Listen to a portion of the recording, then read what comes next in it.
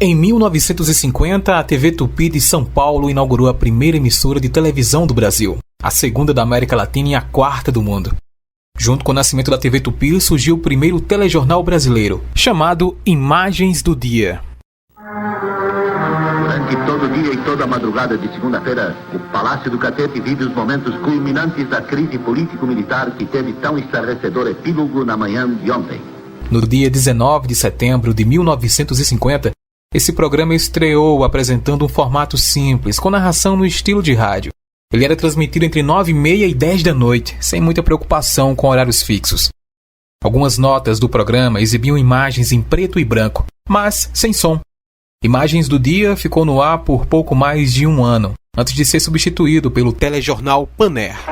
Mas o primeiro telejornal de sucesso, sinônimo de telejornalismo no Brasil, foi o Repórter Esso, que estreou em 1953, também na TV Tupi. Boa noite, amigos. O domingo vai ser marcado por instabilidade do tempo, segundo o Escritório de Meteorologia. O Jornal Nacional, da Rede Globo, é o que está no ar há mais tempo, desde 1969.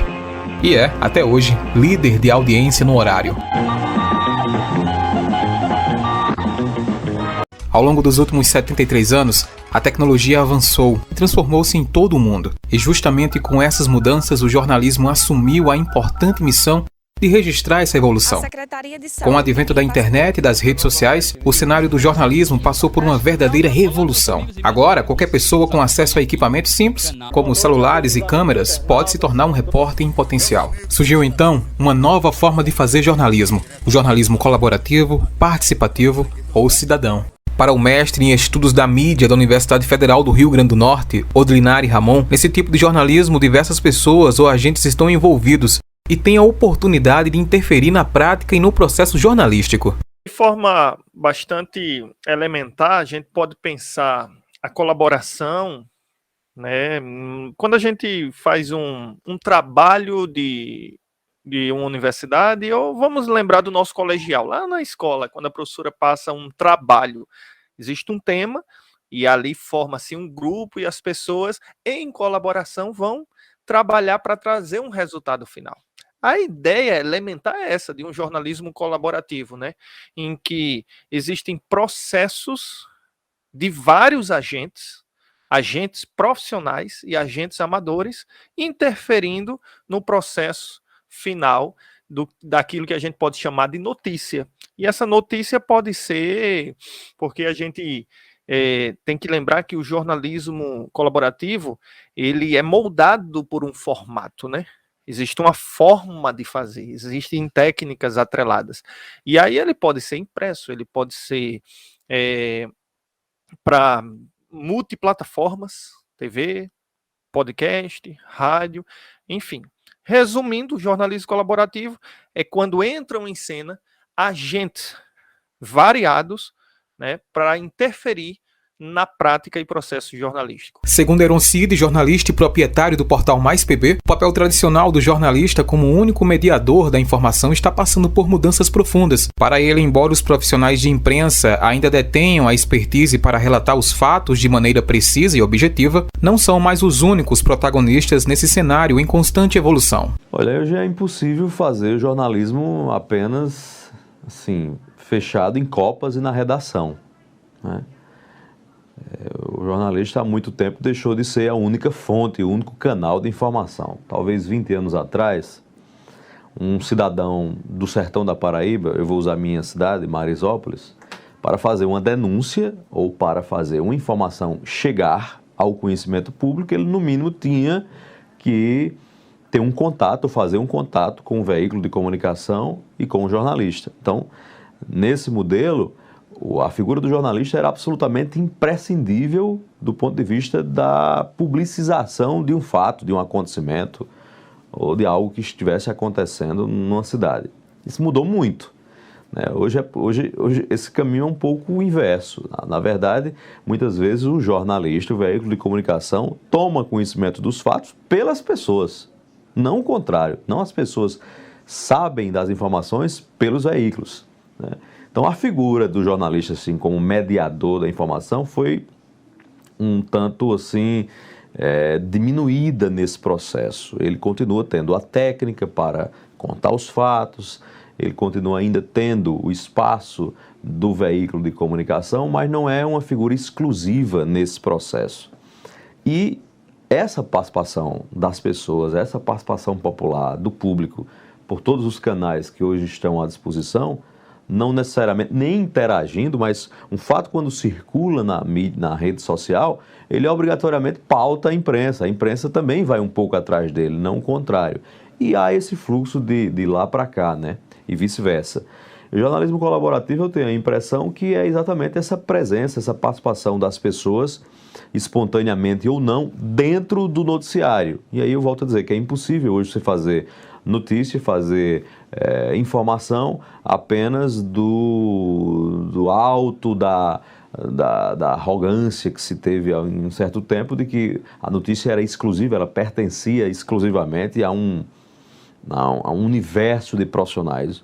Hoje esse universo está muito mais aberto. Então, colaboração é acho que esse fluxo de ida e vinda, o jornalista mais presente no cotidiano das pessoas, né, trazendo essas pessoas como fonte de informação, e o contrário também sendo verdadeiro, as pessoas se sentindo próximas dos veículos de comunicação e colaborando efetivamente com a construção das narrativas do noticiário. Na cidade de Picuí, situada no Seridó paraibano, a aproximadamente 235 quilômetros de João Pessoa, encontramos com Geraldo Batista, um radialista e jornalista cidadão que conquistou grande notoriedade na região. Seja realizando entrevistas ou produzindo matérias em vídeo, Geraldo é uma figura reconhecida no Seridó e Curimataú paraibano. Com seu estilo único, muitas vezes incorporando o personagem Coroné Batista em seus programas musicais, Geraldo se destaca pela autenticidade e pela abordagem direta dos assuntos locais. Seus conteúdos são compartilhados em diversas plataformas digitais, incluindo seu canal no YouTube, que já conta com mais de 11.900 inscritos até maio de 2023. Além disso, ele possui uma página no Facebook com mais de 9.200 seguidores e um perfil no Instagram com mais de 10 mil seguidores. Eu exerço jornalismo colaborativo pelo seguinte: quando eu saí do rádio, eu vou contar aqui essa história que a gente tem que dizer a verdade. Eu saí do rádio por uma maneira que eu achei que eu, fora do rádio, eu poderia fazer meu jornalismo colaborativo, entendeu? Sem ter que ter aquele cabresto de dizer, não fale de A, não fale de B, não divulgue essa informação assim, que vai nos prejudicar. Você sabe, a empresa depende de patrocínios, dessa turma da política, e no momento que você passa a criticar o político, você é advertido por aquela empresa, pela direção daquela empresa, e você reza da cartilha ou você está fora. Então eu resolvi sair e fiquei fazendo colaborativo. Agora, minha ascensão maior foi quando surgiu a internet. A internet, ela foi para mim uma vitrine, porque aquilo que o pessoal tomava conhecimento ficava apenas em Picuí, não saía para o mundo. E com a chegada da internet, das redes sociais, aí a gente começou esse trabalho mostrando a verdade, aquilo que a imprensa oficial esconde. Então a gente vai lá e diz, não, é assim, e aconteceu assim.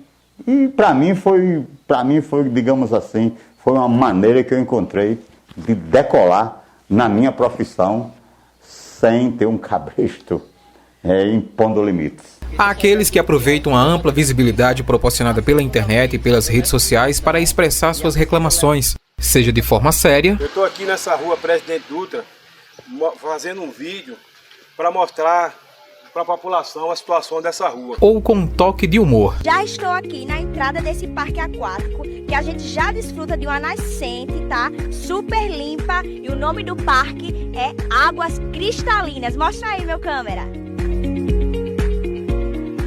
No entanto, a liberdade promovida pela comunicação digital é motivo de preocupação para alguns críticos do amadorismo em rede. O jornalista Andrew Kim, autor do livro O Culto do Amador, é um dos críticos mais conhecidos. Em entrevista à Globo News, Kim diz que um dos maiores problemas trazido pela Web 2.0 foi a democratização da produção de informação. Web 1.0 was a period in the 90s up until about 1999. It was the first stage in the history of the internet when you got this technology and all the traditional media companies put their content on the internet. It didn't represent a cultural revolution. It represented a shift from publishing in physical form to publishing in digital form. So you got something like the New York Times that put its content on the internet. Web 2.0 is a cultural revolution. It was started by Google and then taken up by companies like YouTube and MySpace and Twitter and Facebook. It represents a self-publishing revolution in which, rather than having publishers from above, professional journalists publishing their content and distributing it on the electronic network, you had all of us, you and I and everybody else out there, self-publishing, not making any money, and distributing their content on blogs and MySpace and YouTube and Twitter. The Web 2.0 movement, implicitly at least, undermines the whole notion of professional journalism and professional media, because now we have the technology that enables all of us to become commentators, and indeed many of us have become commentators. We're all on Twitter, we're all on Facebook, we all have blogs, we're all expressing ourselves. A lot of noise, the problem is there's not a lot of truth, not a lot of quality out there. Eu acho que o nazista, tinha que ter o partido nazista. Eu acho que não. Reconhecido Lembra, pela liberdade lei. de expressão termina onde a Mas sua expressão expressar- coloca a vida do outro em risco. As pessoas não têm direito de ser idiotas. O nazismo é contra a população judaica. Isso coloca uma população inteira em risco. De que forma? Quando é uma minoria, não põe. Vamos falar de holocausto? De que forma? Mas era quando era uma maioria. Quando a Gente, maioria é... Vamos falar de atentado? A comunidade judaica até hoje no Brasil tem que se preocupar com sua segurança. Porque recebe ameaça, porque recebe produto, porque recebe coisa. A O verdade é que antissemitismo é você uma não coisa vai que tem que ser calar os combatida todos os preconceituosos. dias. Se você banir eles de estarem no público, eles vão pro subsolo. E Na lá verdade, eles vão não. proliferar de um jeito Quando as muito mais pessoas, eficiente. quando as pessoas elas são punidas de fazer algo, por que a gente criminaliza o racismo? Porque a pessoa vai pensar a gente falar uma merda. O jornalismo profissional ele é fundamental para estar em colaboração com essas outras práticas jornalísticas, né? Que a gente pode dizer assim que não é o jornalismo em si, mas são práticas jornalísticas. E essas práticas jornalísticas, elas vão se difundindo, elas são fluxos que a sociedade se apropria também. Então, a sociedade, podemos dizer assim, a sociedade, as pessoas amadoras, que não sabem o que é o jornalismo profissional, por exemplo, elas atuam em prática jornalística. Elas atuam, isso é importante deixar claro.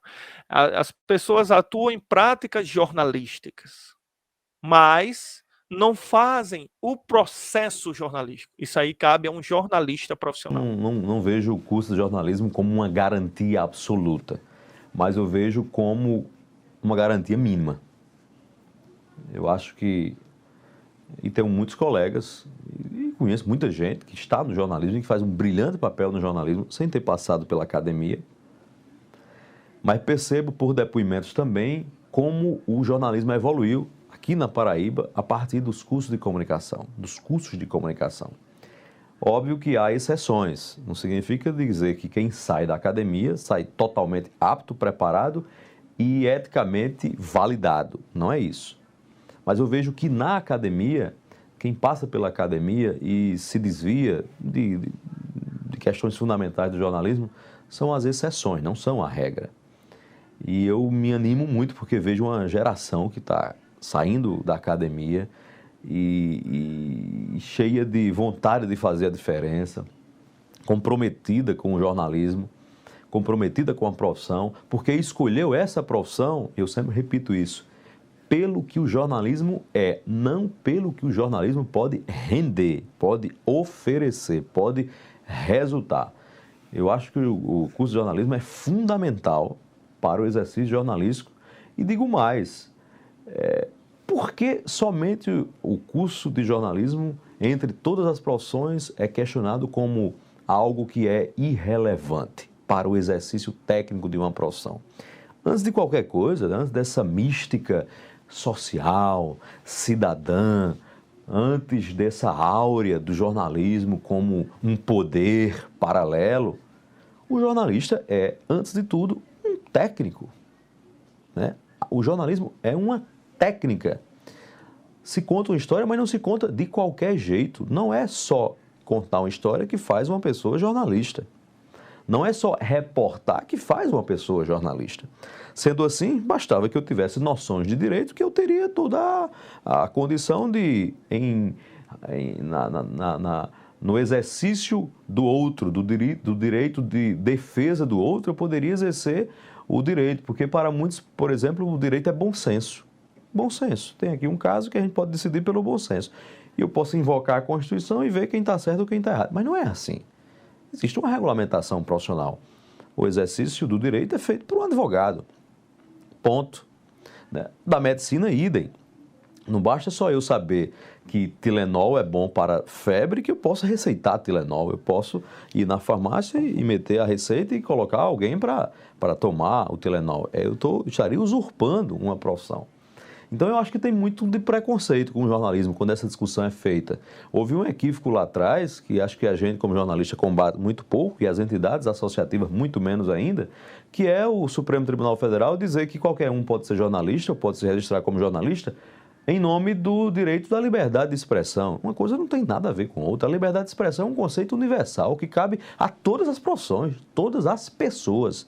É um conceito da dignidade humana. Todas as pessoas podem se manifestar, podem ter o direito à liberdade de expressão. E a liberdade de expressão não é exercida única e exclusivamente pelos meios de comunicação. Ela é feita na rua, no trabalho, na praça, em qualquer lugar.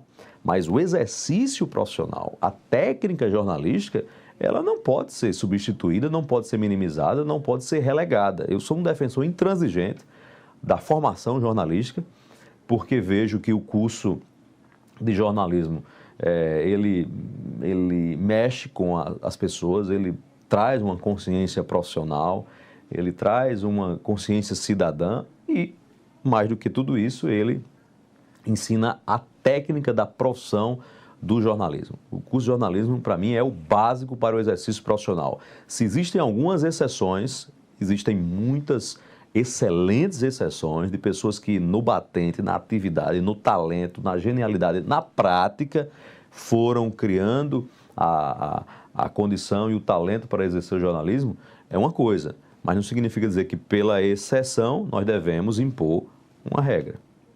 Boa noite a todos os amigos internautas, todos vocês que acompanham aí o portal Picuí Hoje, né, através do Facebook. Marcílio Araújo é servidor público e proprietário do portal Picuí Hoje, também do município de Picuí. Assim como Geraldo Batista, Marcílio Araújo também compartilha e produz informações locais. Ele foi solicitado pela TV Arapuã em João Pessoa para dar informações acerca de um assalto a uma agência bancária. Eu vou agora falar diretamente com o nosso correspondente Marcílio Araújo, que tem maiores detalhes sobre. Marcílio, bom dia, seja bem-vindo ao nosso programa, você fala direto da região de Picuí. Muito bom dia, Bruno Pereira, bom dia a todos que assistem o programa nesse momento pela TV Arapuã. Nós trazemos informações acerca da prisão desta mulher que foi detida ontem, na verdade, aqui na cidade de Picuí. E ele vai falar pra gente agora. Boa tarde, Marcílio. Boa tarde, meu amigo Samuca. Desde já dizer que é um prazer enorme estar participando aqui deste programa de grande audiência, de grande credibilidade em toda a Paraíba, todo o pessoal que faz a TV Arapuã. Aquele grande abraço. O prazer é todo nosso, Marcílio, e eu quero sempre, já digo a produção aqui, contar com você, trazendo informações aí da região, do Curimataú, de Picuí e de outras cidades vizinhas. Nesse momento, Marcílio, como é que está a situação aí na região de Picuí? Hoje a gente vive, Anderson, um período que eu não vejo fim, mas nós entramos numa era de muita informação e também de muita desinformação. Existem pessoas que não sabem lidar com a informação, isso é fato, né? E aí a gente precisa da educação midiática. Eu acho que a educação midiática ela não pode estar apenas na educação superior. Ela tem que ir para a educação de base. É a mesma coisa porque nós erramos com... Vou citar um exemplo, paralelo. Tem nada a ver com jornalismo, mas dialoga com o que a gente está conversando aqui. Porque nós erramos com as nossas finanças, porque a gente não tem uma educação financeira na base. Nossas crianças não sabem o que é dinheiro, nossas crianças não sabem guardar dinheiro, porque não são ensinadas em casa, muitas vezes. Né? Eu fui criança e meus pais não falavam comigo sobre dinheiro, como gerir o dinheiro. A escola também não me ensinava, não tive disciplinas ali, componentes curriculares de educação financeira. Então a criança se torna ali um adulto que não sabe lidar. Do mesmo jeito é com as mídias. Hoje a gente vive num contexto de mediatização permanente. As mídias não são mais periféricas, né? As mídias, elas nos envolvem, nós envolvemos também, estamos ali imersos nesse ambiente de mediatização. Então, esse é o meu desejo, né? Uma educação midiática de qualidade, no sentido de que possamos aprender a viver nesse novo ambiente que é instaurado na sociedade. No jornalismo, os desafios são inegáveis, independentemente da posse de um diploma.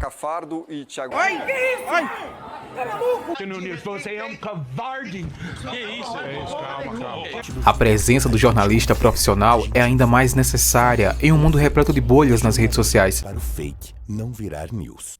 Esse termo em inglês, fake news. Embora a internet ofereça voz àqueles que antes não a tinham, é fundamental que essa visibilidade seja exercida de forma consciente e principalmente responsável.